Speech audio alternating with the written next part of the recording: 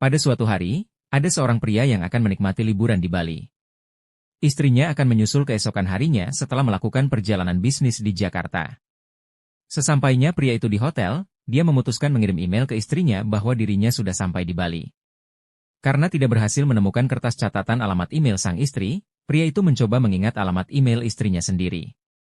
Sialnya, dia melupakan satu huruf dan email tersebut terkirim ke seorang wanita yang suaminya baru saja meninggal 1 hari sebelumnya. Saat wanita yang sedang berduka itu mengecek isi email tersebut, ia berteriak dengan hebat lalu jatuh ke lantai dan meninggal seketika. Keluarganya segera berlari ke dalam ruangannya dan melihat isi email di layar komputer. Istriku tercinta, aku baru saja sampai. Segala sesuatu telah disiapkan untuk kedatanganmu besok.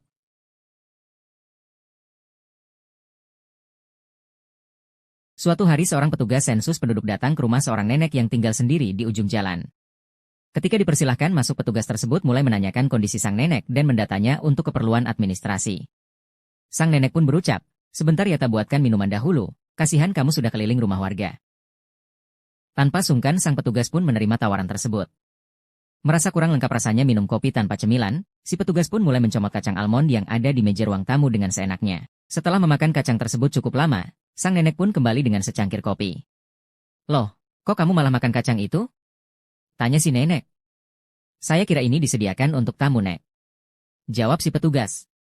"Itu bukan buat tamu, itu kacang bekas saya." Kaget, si petugas pun bertanya, "Bekas bagaimana, Nek? Kan kacangnya belum dimakan?" "Itu kan kacang almond dari coklat batangan yang biasa saya emut. Karena sudah nggak punya gigi makanya saya pisahkan kacangnya." Seorang petugas polisi di kota kecil menghentikan seorang pengendara sepeda motor yang kedapatan ngebut di jalan utama kota. "Tapi Pak," kata pria pengendara motor itu, "saya bisa menjelaskan alasannya." "Jangan banyak omong," bentak polisi itu. "Saya akan menahan kamu sampai kepala polisi datang." "Tapi, Pak, Anda harus dengar saya dulu. Sudah kubilang jangan banyak omong. Kamu akan segera saya masukkan ke dalam tahanan." Beberapa jam kemudian, polisi itu menengok kembali tahanan tersebut dan berkata, "Kamu sangat beruntung, karena hari ini kepala polisi sedang menghadiri pernikahan putrinya. Hatinya pasti senang saat dia kembali ke sini nanti." "Jangan harap," jawab pria tersebut dari dalam tahanan. "Saya adalah pengantin prianya." Danur diundang ke sebuah pernikahan temannya yang bernama Nisa. Ketika dia sudah sampai di lokasi, Danur bertemu dua pintu dengan tulisan pintu pertama untuk keluarga laki-laki dan pintu kedua untuk keluarga perempuan. Danur pun masuk ke pintu kedua. Setelah berjalan beberapa langkah, Danur bertemu dua pintu lagi. Satu tertulis untuk tamu laki-laki dan pintu kedua untuk tamu wanita. Jelas Danur langsung masuk ke pintu pertama. Tidak lama keluar dari pintu tersebut, Danur bertemu pintu lagi. Pintu pertama dengan tulisan untuk yang membawa kado dan pintu kedua untuk yang tidak membawa kado. Sambil malu-malu Danur masuk lewat pintu kedua.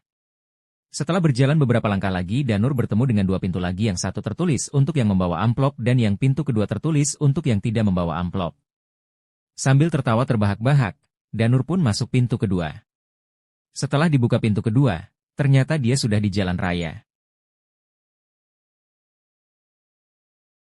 Suatu siang, seorang ayah mendapati sebuah SMS di handphone anaknya yang ditinggalkan begitu saja di meja makan. Pesannya seperti ini, "Selamat siang sayang, sudah makan belum? Nanti malam kita jadi tidur bareng di rumahku kan? Jangan sampai ketahuan ya, udah siap kan?" Melihat SMS itu sang ayah sangat marah, ia melaporkan ke istrinya tentang hal itu. Tibalah saatnya sang anak pulang sekolah, mereka sudah siap-siap memarahinya. "Nak, nanti malam mau kemana?" tanya sang ayah. "Oh, nanti rencananya mau belajar di rumah temen Pak," jawab si anak. "Plaak."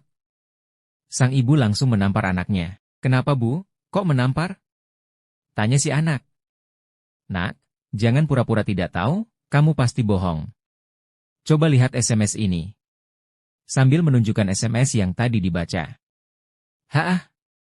Bagaimana bisa? Kartu yang dipasang di HP saya kan kartunya ayah." "Ayah lupa ya, kemarin kan HP ayah rusak, terus kartunya dipasang di HP saya. Kata ayah lagi ada SMS penting, jadi terpaksa HP-ku dipinjamkan ke ayah."